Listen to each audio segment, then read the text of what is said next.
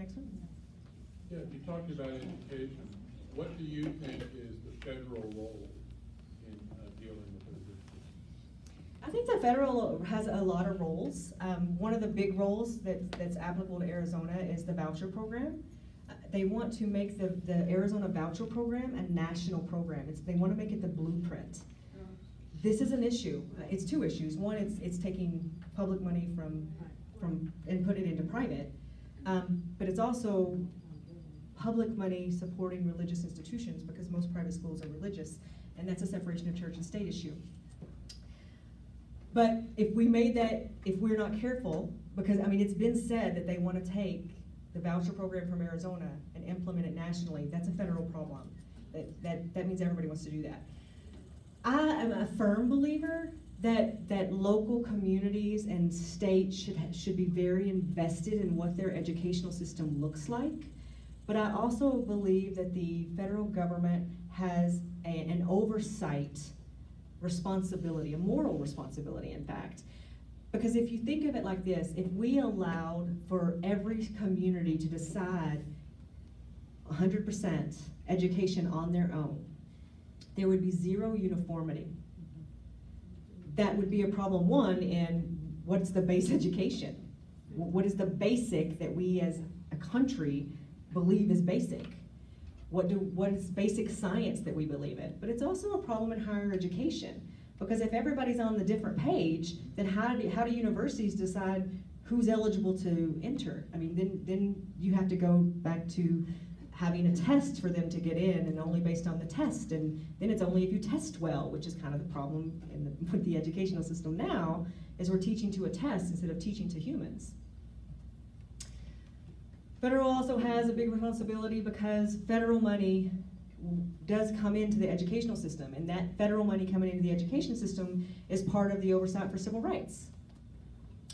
If federal government gets out of all education, doesn't have any money, then that also takes away the right of the federal government to have oversight on civil rights violations, which is a problem with private schools because they don't have that oversight because they don't get federal money. Now if they get the voucher money, it doesn't come with oversight. So I'm just confused on why we're paying somebody with not getting anything back. There's has to be something in a payback, and that doesn't have that. But I don't believe that the federal government should be mandating everything, because you do have to have some flexibility on the local level. Every state is a little bit different. We may want to focus on some different things. So for example, New York City probably doesn't want to focus on what was it called? The National Farmers Association. We used to have these clubs. In school, like the 4-H, but in school, when I was in school, we had Future Farmers of America, that's it. So maybe New York City isn't going to focus on Future Farmers of America associations, but maybe rural Arizona and definitely Arkansas, that's a big deal. So you gotta have that flexibility on the local level, but you also have to have federal oversight in order to have some form of uniformity and protections. Thank you for being here today. What is the biggest challenge facing you and your candidacy, and how can your advocates best successfully meet that challenge? I think that the number one obstacle for any candidate is radar. Getting on people's radar. Until you get on radar, then people don't know what you stand for because they don't even know you're standing. The number one place that I feel that people can help me is, obviously there's always fundraising and volunteering and all the normal things that go with the campaign, but I will tell you what means gold. Sharing the social media. It's like $100 donation every time you hit the word share. Because that's how social media works. That's how you get on radar. And there is absolutely nothing that anyone can do for me other than maybe money, which there's a limit to that. There's no limit to how many times you can give that $100 share donation. You can do it thousands of times. But those things getting on the radar, they're huge. I mean, obviously human bodies, doing the door knocking and the calling and talking to your friends and coming to events or hosting events, all this is so important. But we're in a new world now. And social media is how I get to these people who might come out and walk with me, or phone for me, or invite me, or come to my events. So that's the number one thing I tell people, share the social media. And I'm on all of them, at least the top 4. If there's more than that, I'm doing good. I got 4.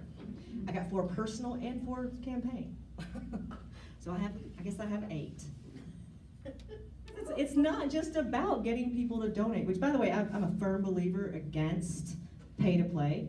It really, really upsets me that the only way you can talk to a person who you are able to elect is if you're willing to make a donation. I gotta tell you, upsetting.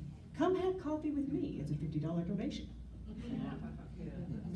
You know, okay, I'll buy coffee, but maybe I don't want to donate, but I do want to talk to you. Right? So I'm against that. I don't donate. I don't have pay to play. Yeah.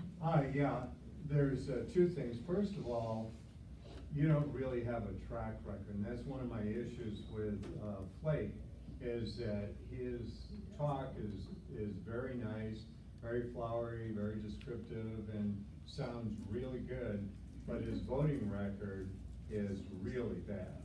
So, you know, we can look at his voting record and attack that, and that's wonderful. However, you have no voting record, and your talk is wonderful, but you have no voting record. So how do we know, how do we know that you're just not, you know, another politician who's like all of a sudden jumped on the scene? You have no track record. We don't know really who you are from, you know, some little bit of practice that you've done in law. But other than that, you know, how are we going to look you up and know? Well, I mean, I've been pretty public. My life has been pretty public since I've been in Arizona, since at least 2001. So I have different things about that I've aligned myself with.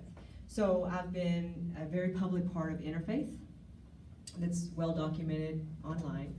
I have been an avid blogger.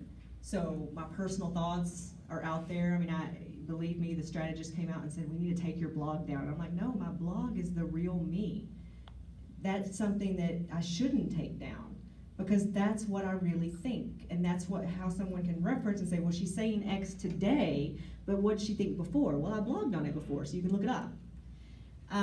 I won the Martin Luther King Award twice, once for the city of Phoenix and once for the city of Tempe for my work in civil rights and social justice.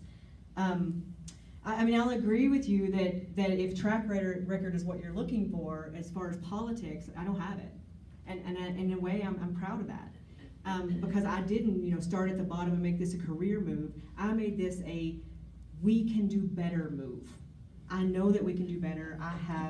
If you look at everything that I've ever worked on, it's all out in the public, what my belief system is, which is different. If someone can say that I may believe in something, but just about everything that you could ask me, I've either blogged on it, or I've been interviewed about it, or I've talked about it on my website, or I've talked about it on one of my 3 Facebooks, including the campaign Facebook.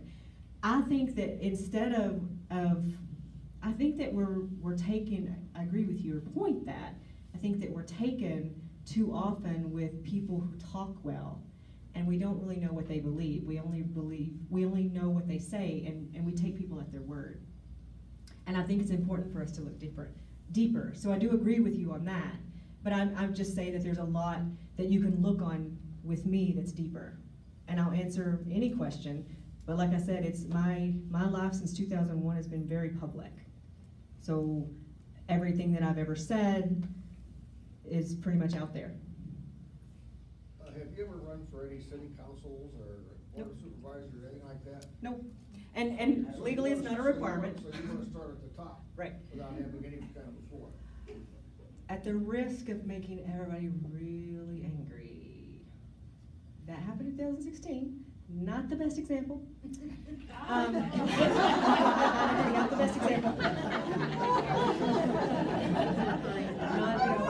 Doesn't really help my cause that much. But, I mean, legally there is no requirement to move up. And technically, I will tell you that that I think one of the problems that we see is that people get so entrenched when they move up these different seats, that they get so entrenched in how things are done, and being connected to donors, and having so many favors, and being a part of this club that the rest of us aren't part of, and this is kind of a problem. You know, this is a problem with us not being able to get them out of that track. The corporate money, for example. I signed the candidates with a contract, and the candidates with the contract says that I will not take corporate money, ever, and I will work to overturn Citizens United, and I will work to overturn the gerrymandering. Yeah. So these are important issues about getting back to citizens. Now, most of the time people, when they're entrenched with moving up the ranks, they could never have these conversations. By the way, 97% of all people believe that we should not have corporations interacting with our elected leaders. 97, regardless of party, 97% of people in the United States believe that we should have a separation between the corporate money and the politics. 93% of the people think that it's too difficult to change. Okay, that's a problem.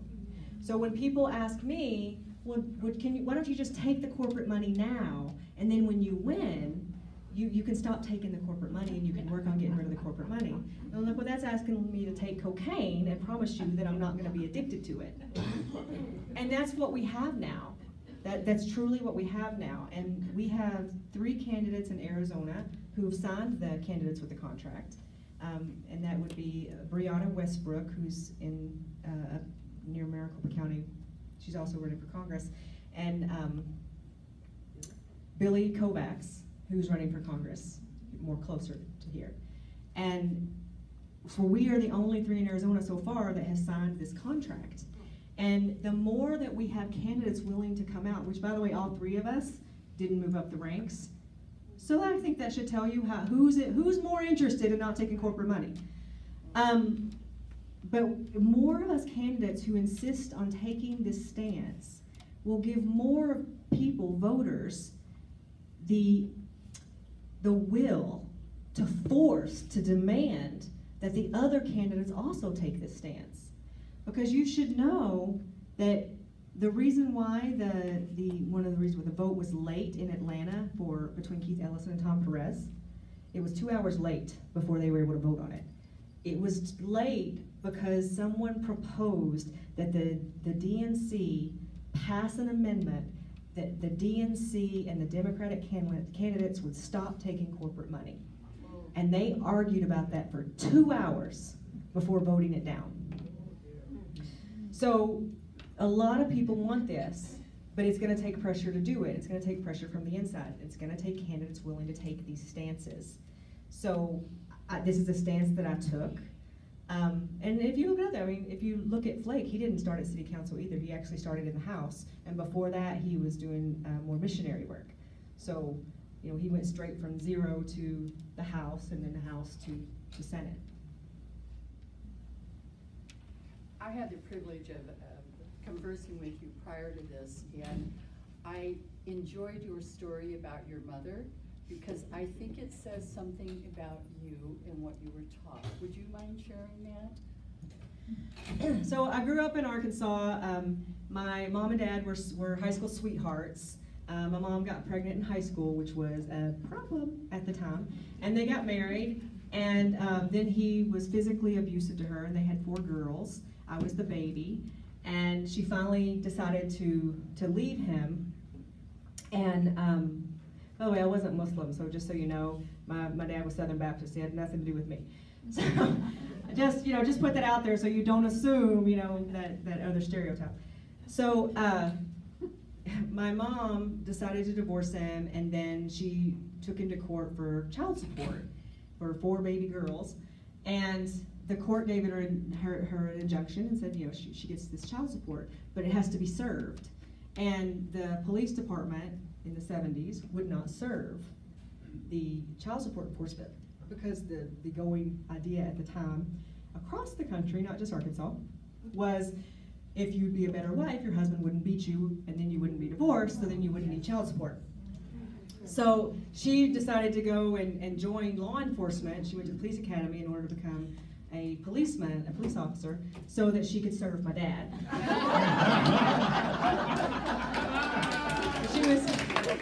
She was one of the first female police officers in Arkansas in order to serve my dad. She did serve him. She never got paid, but then she went on to start the Office of Child Support Enforcement for Arkansas, which didn't exist, so that other women could get paid, and men, because child support goes both ways.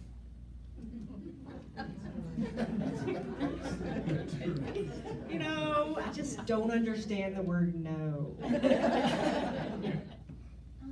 your thoughts on single-payer health care? Healthcare for all is, I think, where we need to go. I have studied the Australian system, and I've studied the Canadian system, and I've studied the German system, and everyone is different. And when we kind of talk about Medicare or Medicaid for all and the single payer, and these are terms that we can latch onto, but regardless of how we define them, there has to be a system where everybody contributes a little bit to a certain level, and then everybody, even the people who can't because of financial, they can't contribute, are covered. But there's two different ways of doing that. One is to have everybody covered to a certain minimum, which is way above what our minimum is, and then having actually it's a lot like the Medicare program that we have, where you have the basic care, and then you have the Part Bs that you can buy, the extras. So the first system is like that, where you have the minimum and then you can buy extra. The other one is to not have the minimum, where everybody is covered for everything. And then there's a lot in between that. So I can't say that I'm for Medicare for all, or I'm for single payer. I'm for those concepts. I am for making sure that everybody has health care for all. And if those are the best options that we have for us, I would support those 100%. But I'm very open to, we might even be able to be even more creative and find something even better that works for us. Let me go up here first. Taxes. Are we going to revise the tax code, and how would you approach that? And a military budget, what would you do with that?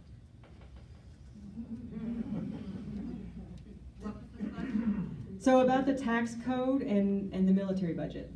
So my ideas on the tax code. So I actually do think that it makes a lot more sense to have a single tax code where, you know, there's one percentage and everybody pays it. It would be way less complicated. You wouldn't need loopholes. It would more function upon how much you make as opposed to how much can you fiddle around. I've did taxes for many years. There's a lot of fiddling around you can do. Is that legally? We definitely have to change the tax code. I mean, if you look at the tax code now, we're not the most taxed in the world, but we are definitely not getting what we pay for. I mean, we pay a lot of money not to have the things that we want. And I don't mean that as benefits. I mean, look at Congress, they keep giving themselves raises. Well, I mean, if I could give myself raises, I would give myself raises too. There has to be some kind of an oversight for that. And our taxes go for that.